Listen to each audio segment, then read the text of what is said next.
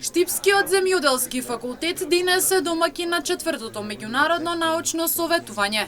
На едно место ги собра научната фела студентите и земјоделците.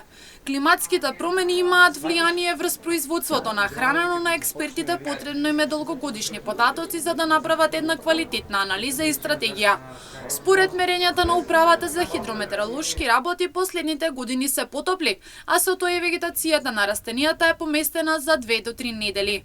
Оваа година временските прилики беа погодни и за житните култури. Следниве години имаме потопли години, почеток на вегетацијата е поместен за 2 до 3 недели порано од претходно, што влие на почетокот на вегетација и ги поместува сите работи на земјоделците порано, што предизвикува мал ризик заради појавата на пролетни мразе, кои си обично март, април, но доколку почне порано вегетацијата, често ги фаќа во заметнување на плод, кога се најсензитивни, тогаш имаме поголемо измрзнување.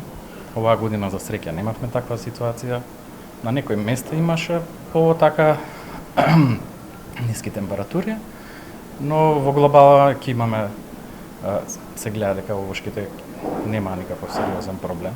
Се намалува бројот на студенти кои се запишуваат на земјоделскиот факултет, но постојано се бараат студенти кои го имаат завршено земјоделскиот факултет, бидејќи недостига стручен кадар. Денес се помалку се пријавуваат студенти на земјоделскиот факултет и тоа е дефицитарен кадар, но гледаме дека дека времето се повеќе се бараат студенти со завршен земјоделски факултет и стручен кадар или инженери агрономи. Студентот Михаилов истакна дека земјоделскиот факултет при Универзитетот Гоце Делчев нуди одлични услови. Целокупниот процес на студирање се врши со теоретски дел, практичен и сопствена лабораторија.